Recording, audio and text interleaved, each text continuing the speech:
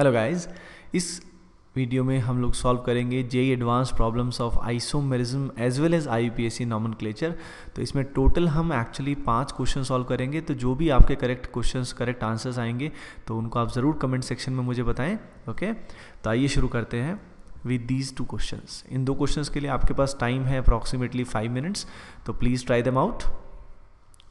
Okay guys, I hope आपने इसको try कर लिया होगा।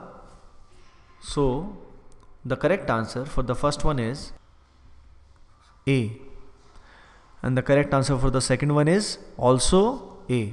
आइए देखते हैं अभी कैसे आया।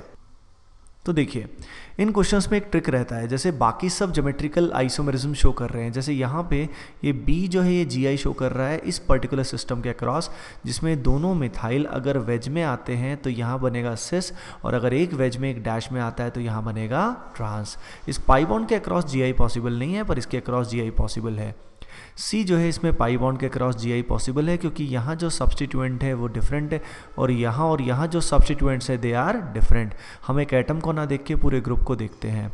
इस क्वेश्चन में GI पॉसिबल ऐसे है कि हम इस तरह की रिंग्स को पाई बॉन्ड कंसिडर करके आंसर कर सकते हैं। तो बेसिकली हम कह सकते हैं कि यहाँ पे मिथाइल है, यहाँ कार्बन है, यहाँ H है और यहाँ 2 पाई बॉन्ड तो इधर है और एक पाई बॉन्ड यहाँ पे है। अब जब यहाँ पे 3 पाई बॉन्ड आएंगे तो एक क्यूमुलिन का टाइप होगा, जिसमें 3 पाई बॉन्ड में यानी odd number of pi bond में it will behave like alkene. तो यहाँ पे ये जो पर्टिकुलर फॉर्म है ये है सिस, और अगर मिथाइल नीचे आएगा तो ये होगा ट्रांस। ए वाले केस में अगर हम इस रिंग को पाई बॉन्ड से रिप्लेस करते हैं तो ऐसे केस में जो सिस्टम हमारे सामने आएगा that will be actually allene type. ये एलीन टाइप होगा। यहाँ पे दोनों सब्स्टिट्यूएंट सेम है तो वैसे ही GI पॉसिबल नहीं है। उसके अलावा यहाँ जो ग्रुप्स होते हैं वो म्यूचुअली परपेंडिकुलर होते हैं, hence GI is not possible. अगले केस में कौन से कंपाउंड आइडेंटिकल है, तो A में दोनों के दोनों आइडेंटिकल हैं। आप कैसे समझ सकते हैं, देखिए आप यहाँ पे जो पीछे वाला बॉन्ड है इसको आप रोटेट कीजिए एंटी क्लॉकवाइज, तो ये क्लोरीन इधर आएगा और H को रिप्लेस करेगा। ये जो H है यहाँ से घूम के इधर जाएगा, ठीक है, और ये जो मिथाइल है ये किसको रिप्लेस करेगा, Cl को। यानी सिर्फ रोटेशन से ही बैक जो पोर्शन है वो एग्जैक्टली सेम हो रहा है, बिल्कुल इस जैसा।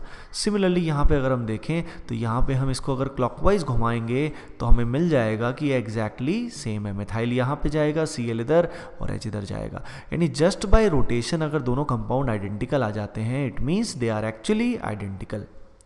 ओके, आइए सॉल्व करते हैं नेक्स्ट 2 क्वेश्चंस। इन 2 क्वेश्चंस के लिए भी आपके पास अप्रॉक्सीमेटली 5 मिनट्स हैं, तो प्लीज़ ट्राई कीजिए। ओके, आई होप आपने इसको ट्राई किया होगा। The correct answer is not Bombay, the correct answer is Delhi.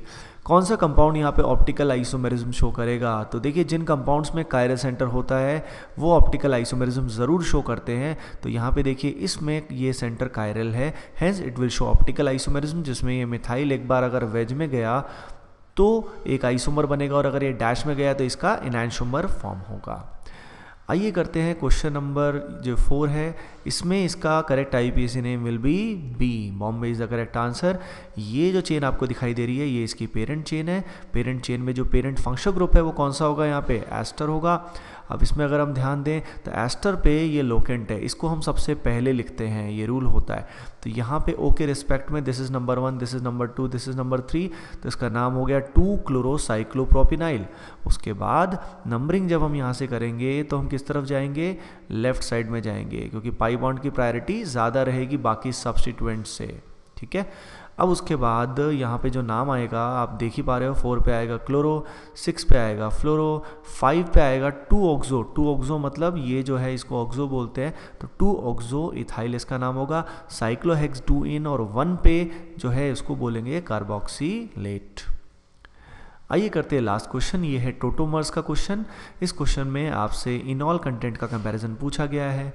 Okay, तो ट्राई कीजिए, आपके पास 5 मिनट्स हैं। ओके, आई होप आपने इसको ट्राई किया होगा। सो गाइज द करेक्ट आंसर बताने से पहले इसके जो ऑप्शंस हैं उनको आप करेक्ट कर लीजिए। थोड़े से इसमें एरर्स थे, जैसे कि ये ऑप्शन रिपीट हो रहा था, तो आप दोबारा से इसको सॉल्व कीजिए और फिर अपना आंसर बताइए। Okay guys, so the correct answer in this case is A। अब A कैसे करेक्ट आंसर आया, सो गाइज आइए सॉल्व करते हैं क्वेश्चन नंबर 5। क्वेश्चन नंबर 5 है टोटोमराइजेशन का, और ये जो पर्टिकुलर क्वेश्चन है इस क्वेश्चन में आपसे पूछा गया है इनॉल कंटेंट का ऑर्डर। ओके, तो इसको आप करेक्ट बताइए, ट्राई कीजिए, ये इसके ऑप्शंस हैं।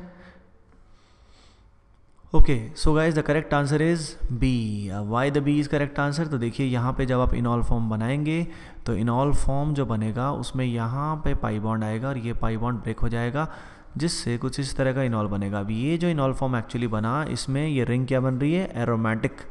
Hence the enol form is highly stable, तो इसका कंटेंट भी सबसे ज़्यादा होने वाला है। इन दोनों में कैसे कंपैरिजन करेंगे? तो देखिए इन दोनों में कंपैरिजन हम करेंगे, जैसे यहाँ पे इनॉल बनाएंगे तो पाई बॉन्ड इधर आएगा, ये ब्रेक होके इधर OH आएगा, और यहाँ पे भी इनॉल फॉर्म कुछ इसी तरीके से आएगा।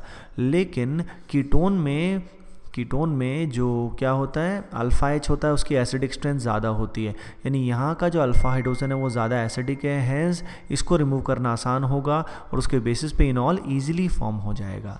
सो गाइज कमेंट सेक्शन में ज़रूर मुझे बताइए आपका एग्जैक्टली स्कोर क्या आया है, और please do us one favour, जो एनी टाइम पढ़े एकेडमी का फेसबुक का पेज है ज़रूर उसे लाइक करें, और वहाँ पे please give us a honest rating so that we can reach much more audience. Thank you guys for your love and support.